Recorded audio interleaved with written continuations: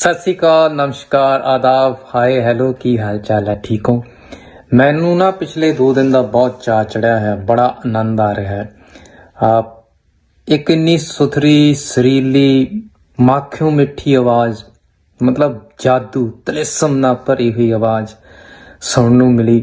मेरे गुरुदेव सरदार मनमोहन सिंह होरी मांझी, जिहड़े कि फिल्म डायरैक्टर और बहुत अच्छे DOP ने, ਤੇ ਜਿਨ੍ਹਾਂ ਨੇ ਪੰਜਾਬੀ ਸਿਨੇਮੇ ਨੂੰ ਇੱਕ ਨਵੀਂ ਸੇਧ ਦਿੱਤੀ ਜੀ ਆਇਆਂ ਨੂੰ, ਤੋਂ ਉਹਨਾਂ ਨੇ ਮੈਨੂੰ ਵੀਡੀਓ ਭੇਜੀ ਸੀ। ਤਦ ਉਸ ਕਲਾਕਾਰ ਦਾ ਮੈਨੂੰ ਨਾਂ ਨਹੀਂ ਪਤਾ ਸੀਗਾ। ਚਲੋ ਮੈਂ ਉਹ ਵੀਡੀਓ ਸਾਂਝੀ ਕੀਤੀ ਇੰਸਟਾਗ੍ਰਾਮ ਦੇ ਉੱਤੇ, ਫੇਸਬੁੱਕ ਉੱਤੇ। ਬਹੁਤ ਲੋਕਾਂ ਨੇ ਪਸੰਦ ਕੀਤੀ, ਬੜੀ ਸ਼ਾਬਾਸ਼ ਮਿਲੀ ਕਿ ਤੁਸੀਂ ਸਾਂਝੀ ਕੀਤੀ ਹੈ। ਜਿਹੜਾ ਆਨੰਦ ਮੈਨੂੰ ਆਇਆ ਉਹਦੀ ਆਵਾਜ਼ ਸੁਣ ਕੇ, ਉਸ ਕਲਾਕਾਰ ਦੀ ਆਵਾਜ਼ ਸੁਣ ਕੇ, ਸੋ ਉਹੀ ਆਨੰਦ ਬਾਕੀ ਤੁਹਾਨੂੰ ਸਭ ਨੂੰ ਆਇਆ।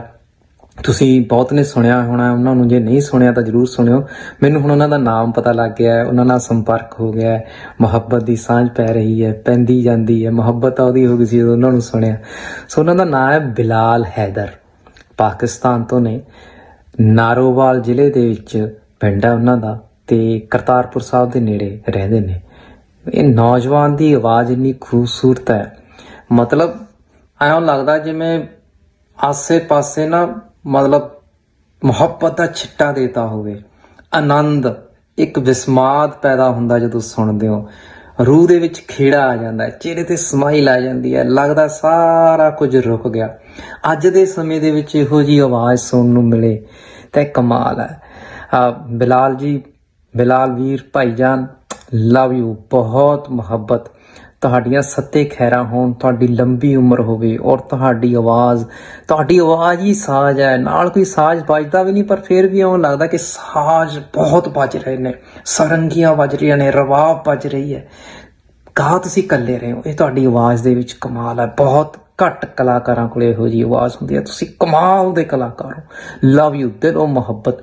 ਮੈਂ ਤੁਹਾਨੂੰ ਸਭ ਨੂੰ ਕਹਾਂਗਾ ਕਿ ਤੁਸੀਂ ਬਿਲਾਲ ਹੈਦਰ ਹੋਰਾਂ ਨੂੰ ਜ਼ਰੂਰ ਸੁਣੋ, ਲਗਾਤਾਰ ਸੁਣੋ, ਉਹਨਾਂ ਨੂੰ ਫੋਲੋ ਕਰੋ। ਸੋ ਇੰਸਟਾਗ੍ਰਾਮ ਦੇ ਉੱਤੇ ਤਾਂ ਉਹਨਾਂ ਨੇ ਤਾਜ਼ਾ ਹੀ ਆਪਣਾ ਬਣਾਇਆ ਅਕਾਊਂਟ, ਫੇਸਬੁੱਕ ਉੱਤੇ ਬਿਲਾਲ ਹੈਦਰ ਦੇ ਨਾਂ 'ਤੇ ਤੁਸੀਂ ਉਹਨਾਂ ਨੂੰ ਲੱਭ ਸਕਦੇ ਹੋ। YouTube ਦੇ ਉੱਤੇ ਉਹਨਾਂ ਦਾ ਆਪਣਾ ਅਕਾਊਂਟ ਹੈਗਾ, ਉੱਥੇ ਉਹਨਾਂ ਦਾ ਆਪਣਾ ਚੈਨਲ ਹੈ ਬਿਲਾਲ ਹੈਦਰ।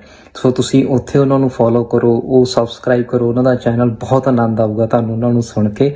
ਸੋ ਬਿਲਾਲ ਹੈਦਰ ਹੋਰਾਂ ਨੂੰ ਮੇਰੇ ਵੱਲੋਂ ਬਹੁਤ ਬਹੁਤ ਬਹੁਤ ਪਿਆਰ ਤੇ ਸ਼ੁਕਰੀਆ। ਇੰਨੀ ਸੋਹਣੀ ਗਾਇਕੀ, ਇੰਨਾ ਸੋਹਣਾ ਕਲਾਮ ਜਿਹੜਾ ਤੁਸੀਂ ਗਾਉਂਦੇ ਹੋ, ਸੁਣਾਉਂਦੇ ਹੋ, ਉਹ ਕਮਾਲ ਹੈ। ਬਹੁਤ ਮੁਹੱਬਤ। ਲਵ ਯੂ ਮੇਰਾ ਬ੍ਰਦਰ, ਬਹੁਤ ਬਹੁਤ ਮੁਹੱਬਤ। ਜ਼ਿੰਦਗੀ ਜ਼ਿੰਦਾਬਾਦ।